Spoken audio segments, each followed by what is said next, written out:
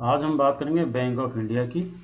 Public sector का bank है और इसमें क्या अपॉर्चुनिटी मिलती है, प्लस इसमें अभी क्या चल रहा है। तो अगर आप इसका पीछे का हिसाब किताब देखेंगे तो आपको पता चलेगा कि ये बैंक करीब 80% गिरा हुआ, अभी भी गिरा हुआ है, इसलिए बहुत सस्ता भी है। आप इसको देखें तो इसका पी रेशियो 5.86 बहुत ही सस्ता है इसमें। और पब्लिक सेक्टर बैंक जितने भी अभी तक चले नहीं हैं, जबकि रेपो रेट भी गिर चुकी है, तो अब उम्मीद है कि ये चलेंगे। इससे पहले मैंने कुछ वीडियो अदर जो पब्लिक सेक्टर के बैंक है उन पर भी बनाया था, मैं आपको दिखा देता हूँ। आपको अगर उसमें इंटरेस्ट था उसको देख सकते हैं। इसमें आप देखिए, बैंक ऑफ बड़ौदा का मैंने बनाया हुआ है 3 वीक पहले, ये IDBI का है, ये SBI का है। उसके अलावा मेरे यूको बैंक और पंजाब नेशनल बैंक, इनका भी बनाया हुआ है। अभी चले नहीं है क्योंकि इन लोगों का अभी सबका ब्रेकआउट ही नहीं हुआ है और उसी कगार पे हैं। और ब्रेकआउट हुआ क्योंकि रेपो रेट भी गिरी है और फाइनेंशियल भी सबके ठीक हैं और NPA भी बहुत गिर चुका है, तो कोई डाउट ही नहीं है। लेकिन ये है कि ऑपरेटर जब चाहेगा तभी चलेगा, रिटेलर के चलने से, कहने से, सोचने से तो चलेगा नहीं। और ये जब तक रखेंगे जब तक रिटेलर इससे भाग नहीं जाते। तो आप अपने स्टॉक जो भी आपने इसमें ले रखे हैं PSUs में बिल्कुल भी नहीं बेचना है, होल्ड करना है और टारगेट से पहले नहीं बेचना है। टारगेट क्या है वो मैं इन वीडियोज़ में बता चुका हूँ, आप देख सकते हैं इन वीडियोज़ में। उसके अलावा भी जब इनके टारगेट आएंगे तब मैं दोबारा वीडियो बनाऊंगा और आपको याद दिलाऊंगा कि अब ये बेचने का टाइम है। और आप चाहें तो इसमें ऐसा भी कर सकते हैं कि GTT ऑर्डर लगा के छोड़ दीजिए, अगर आपके पास ये स्टॉक है तो वो आपको टाइम से निकल जाएगा आपका। अब मैं चलता हूँ बैंक ऑफ इंडिया के फाइनेंशियल पे, पहले फिर चार्ट पे चलेंगे, टेक्निकल्स देखेंगे क्या कह रहा है। तो पी बहुत सस्ते में है, कोई डाउट ही नहीं। अगर आप वैसे भी देखें तो बुक वैल्यू से भी बहुत नीचे चल रहा है, तो अच्छा है स्टॉक। और अगर 5 साल का हम इसका पी रेशियो देखते हैं तो वो भी मेडन से काफ़ी 7.9 से, आप यहाँ देखिए 5.6 और यहाँ चल रहा है 7.9, यानी इससे नीचे तो बहुत रेयर आया होगा ना, इसलिए ऊपर ही चल रहा है अभी। तो आप इसमें सस्ता मान सकते हैं इसको। उसके बाद मैं इससे क्वार्टरली रिजल्ट दिखा देता हूँ। मैं ज़्यादा डिस्क्राइब नहीं करूँगा, सीधे मुद्दे पे आऊँगा, क्योंकि अगर मैं ऐसे पढ़ूंगा कि 9,800 9,900 तो ये बहुत टाइम लग जाएगा। इसलिए मैं सीधा आपको बताता हूँ कि 9,800 से स्टार्ट हुआ है और उसके बाद से आप देखते कंटिन्यू इसमें ग्रोथ हुई है। 15, 16, 18, 323, यानी इस अब तक का सबसे हाईएस्ट इसका वो रेवेन्यू जनरेट हुआ है। उसके बाद हम देख लेते हैं इसकी प्रॉफिट एंड लॉस को। तो प्रॉफिट एंड लॉस देखिए 606 से लेके ये कंटिन्यू बढ़ा ही है, बीच में कुछ गिरा है क्या, कहीं नहीं गिरा है, और अब तक का हाईएस्ट है। तो ऐसा क्या हो गया कि स्टॉक तो 80% गिर चुका है और रेवेन्यू और नेट प्रॉफिट अब तक का हाईएस्ट है। उसके अलावा एक चीज़ जो देखते हैं बैंक में हम NPA, अब NPA नेट NPA भी देख लीजिए, 2.34 से लेके आप कंटिन्यू देखिए कहाँ पहुंच गया ये 0.82, और ये भी अब तक का सबसे कम है। तो अब ये क्या हुआ, ऐसा क्यों हो रहा है कि ये स्टॉक तो अच्छा परफॉर्म कर रहा है फिर भी नीचे गिरा हुआ। तो गिरने की वजह सिर्फ यही है कि ऑपरेटर अभी नहीं चाहता, इसको ले जाएगा और वो आपको तंग कर देगा। जब तंग आप हो जाओगे और आप जब बेचोगे तभी वो उसको लेके जाएगा। वो पूरी कोशिश कर रहा है आपको निकालने की, लेकिन मेरा आपको विश्वास दिलाता हूँ मैं आपको कि आप इसमें बने रहिए और आप अच्छा टारगेट लेके जाएंगे, डबल भी करके जाएंगे। अब मैं दिखाता हूँ कैसे होगा और आगे कुछ और भी दिखाता हूँ आपको इसमें और क्या क्या पॉसिबिलिटी है। अगर ये एनुअल इसका रेवेन्यू देखें तो 37,009 से बढ़ते बढ़ते कहाँ तो हो गया 70,000, ठीक है। उसके बाद देखिए आप नेट प्रॉफिट 2,729 से लेके 9,219। हालांकि आप ये देखो 6 से 9 हो गया, तो इसमें एक ये होता है कि हमेशा ये चेक करना कि टैक्स कितना जमा कराया। तो आप यहाँ टैक्स देखेंगे ना, तो पिछले साल का टैक्स जो इन्होंने 37% जमा कराया था, इस बार सिर्फ 26 जमा कराया, इसलिए ये भी इसमें मल्टीप्लाई होकर इसमें जुड़ जाता है, इसलिए थोड़ा और ज़्यादा दिख रहा है आपको, ठीक है। इसके चक्कर में आना नहीं है आपको। उसके बाद में आना बैलेंस शीट पे। बैलेंस शीट में हम देखते हैं मेन CWIP क्या है। तो आप देखिए अभी भी CWIP है और 179 की CWIP, ये भी आखिर में जाके ग्रोथ में ही जुड़ेगा, तो और भी रेवेन्यू जनरेट होगा, ठीक है। उसके बाद हम देख लेते हैं इन्वेस्टर्स क्या कर रहे हैं। तो आप इन्वेस्टर्स में देखिए, प्रमोटर्स तो गवर्नमेंट है और गवर्नमेंट मैक्सिमम पे है इसमें लगभग।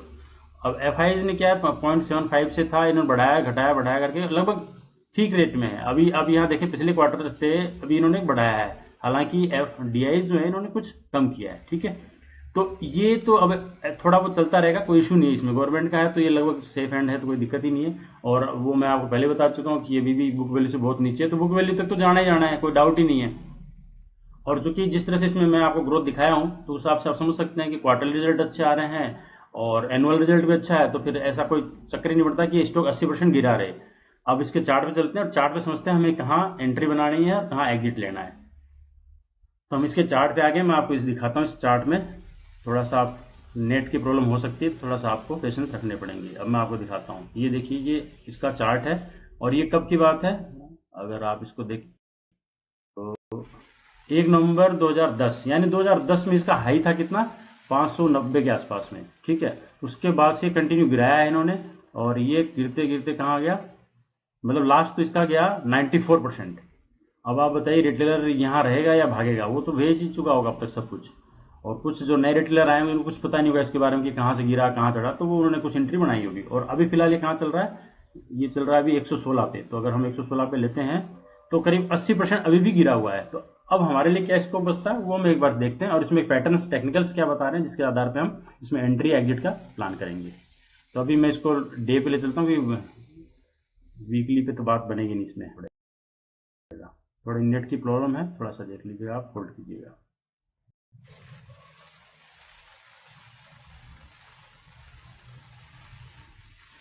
चार्ट थोड़ा स्लो आ रहा है इसीलिए, क्योंकि नेट की प्रॉब्लम है।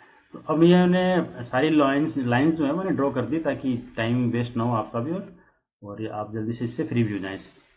तो अब ये इसमें आप देखिए कि मैंने ये लाइन ड्रॉ किए, ये सपोर्ट लाइन्स हैं, और ये अभी क्या है कि इस लेवल पे चल रहा है, ये चल रहा है 125 रुपये 57 पैसे, इस लेवल पे चल रहा है, नहीं ये भी चल रहा है 116 रुपये 77 पैसे पे, और इसका जो ब्रेकआउट लेवल है वो 125 रुपये 57 पैसे। अब इसमें क्या बनता है पॉसिबिलिटी वो आपको बताता हूँ। ये यहाँ कंसोलिडेशन किया, इसने यहाँ ट्राई करी, ऊपर भी निकला, लेकिन फिर ऊपर एक और रेजिस्टेंस था उसको क्रॉस नहीं कर पाया और वापस नीचे आ गया। अब इस चैनल में घुस गया वापस, ये पहले भी इस चैनल में रहा है, क्योंकि अब ये पुराना चार्ट दिखाऊंगा तो बहुत लंबा पड़ेगा, इसलिए मैं आपको नहीं बताता, पीछे भी इसमें यही हालत रही है। तो अभी इसका ब्रेकआउट लेवल है, और अगर आप इसको अच्छे से देखें समझें तो आप ये देखिए इसने यहाँ पे ब्रेकआउट दिया, मतलब ये फेक ब्रेकआउट था, इसने ब्रेकआउट दिया, इसके ऊपर कोई कैंडल क्लोजिंग नहीं दी, सीधे नीचे लाया और ये वापस इस लेवल, यानी एक ट्राई यहाँ करी है और ये यहाँ से गिरना शुरू हुआ है, ठीक है। अब क्या है पैटर्न, ये समझिए कि ये अब लो जो है वो हाइज बना रहा है, यानी जो नीचे तो हाई बन रहे हैं। जैसे यहाँ देखिए आप, ये आपको लाइन करके दिखाता हूँ, इसका लो एक ये था, सॉरी इसको थोड़ा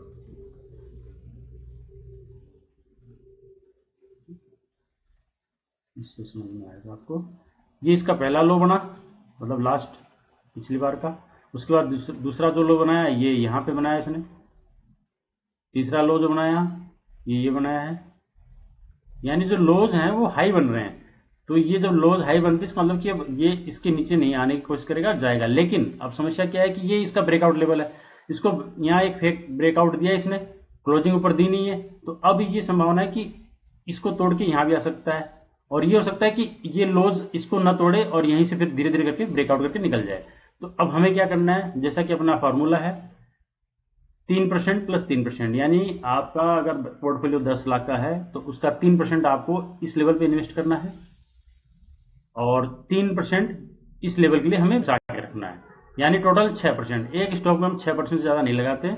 तो अगर हमने 10 लाख का पोर्टफोलियो तो 30,000 यहाँ लगेगा, और 30,000 यहाँ के लिए रिजर्व रखेंगे, यहाँ आया तो लगाएंगे, नहीं आया तो कोई बात नहीं, इसको जाने दो। यहाँ बीच में कहीं नहीं लेंगे फिर कि इस लो के पास आ गया फिर ले लेना, बिल्कुल नहीं करना है।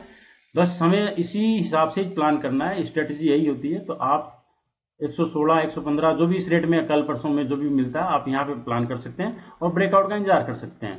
और ब्रेकआउट के बाद में अब जो पहला टारगेट होगा वो मैं बताता हूँ। अगर आप पहला टारगेट लेने की प्लान करते हैं तो आप मान लीजिए यहाँ लेते हैं तो पहला टारगेट यही लेना है, क्योंकि इसके ऊपर एक ब्रेकआउट हो रहा है।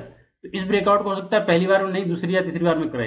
तो आप अगर पहले टारगेट के लिए जाना चाहते हैं तो इस पे चले जाइए, और ये आपको मिलेगा 154 तक के लिए आप इसको होल्ड कर सकते हैं, ठीक है। और अगर आप लंबे टारगेट के लिए चाहते हैं तो इसका एक टारगेट और आ रहा है जो काफी बड़ा है, आप प्लान करते हैं तो वो टारगेट आएगा 278।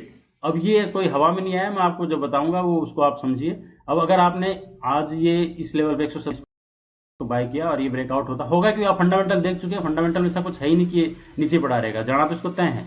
अब ये कि इस पे ऑपरेटर कब इसकी इच्छा होती है ले जाने की, उनका जब स्टॉक भर जाएगा फिर धीरे धीरे इसको लेके जाएंगे, और यहाँ ले जाने के बाद में फिर वो आपको आपके पास पकड़ा के और रवाना हो जाएंगे वापस, ठीक है, दूसरे स्टॉक के लिए। तो आप अगर इसका ऊपर वाला टारगेट लेते हैं तो आप ये देखिए कितना आता है, यानी 139%। और इसके लिए आपको 2 साल तो मान के चलना पड़ेगा। ऐसा नहीं होगा कि ये 2 महीने 4 महीने में सारा कुछ हो जाएगा, ये तो हो सकता है 2-4 महीने में हो जाए, लेकिन इसके लिए आपको एटलीस्ट 2 साल 3 साल का तो टारगेट लेना पड़ेगा। 3 साल में भी आपको 139 मैं कह रहा हूँ 100% भी होता है 3 साल में डबल, तो वो 10 साल में 10 गुना होता है और 20 साल में 100 गुना। ये आप अगर कंपाउंडिंग आप जानते हो तो कंपाउंडिंग वाला इसमें कैलकुलेटर होता है, गूगल कीजिए और उस पर करके देख लीजिए कि अगर आपका 26% का CAGR भी आता है 1 साल का, तो वो 3 साल में डबल हो जाता है। और हम यहाँ तो 3 साल में डबल दिखा ही रहे हैं, तो इसका मतलब आप समझ लीजिए कि आप कितनी जल्दी इसको 10 साल में 10 गुना और 20 साल में 100 गुना कर सकते हैं। तो बस ये पेशेंस रखना पड़ेगा। और यहाँ जब इससे ऊपर ब्रेकआउट नहीं चलाएंगे वो, क्योंकि ऑपरेटर क्या है कि गलत न्यूज़ चला के रिटेलर को डराता है और उससे मार्केट से भगाता है। अभी भी इसके बारे में गलत न्यूज़ चला रखी हुई कुछ ना कुछ, मैंने देखी नहीं, लेकिन मुझे पता है ये कंसोलिडेशन का पीरियड है और यहाँ ऑपरेटर माल भर रहे हैं अच्छे से। तो आप वेट कीजिए और इन्हीं लेवल बाइंग कीजिए। और अब इस पहले टारगेट के लिए या फिर आप दूसरे टारगेट के लिए प्लान कर सकते हैं। और वो ये टारगेट कहाँ से है वो मैं बताता हूँ। इसमें एक पैटर्न के हिसाब से ये टारगेट आया है। थोड़ा सा नेट स्लो है, थोड़ा बियर कीजिएगा इसको। ये एक पैटर्न बना हुआ है इसमें, ये आप देख रहे हैं।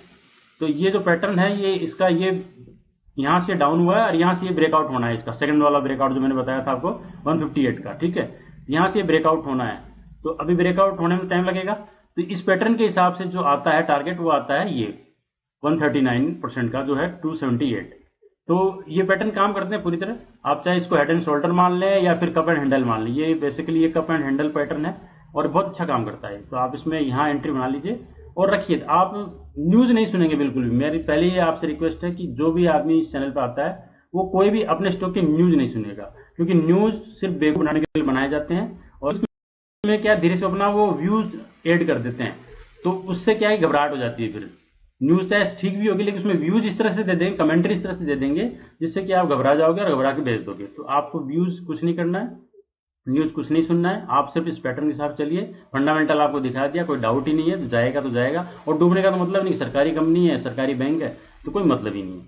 तो मुझे लगता है कि आपके लिए सूटेबल है, आप चाहें तो एंट्री बना सकते हैं। और अगर मेरा वीडियो, मेरा चैनल आपको ठीक लग रहा है तो आप इसको सब्सक्राइब भी कर सकते हैं, लाइक भी कर सकते हैं इन्वेस्टर्स को, और लाइक करके जरूर जाइएगा ताकि ये आगे भी कहीं पहुंचे, मुझे भी कुछ इसमें अच्छा रहेगा मेरे लिए भी। तो उम्मीद करता हूँ आपको वीडियो पसंद आया होगा। सब्सक्राइब कीजिए, फॉरवर्ड कीजिए उनको जिनको आप जानते हैं जो मार्केट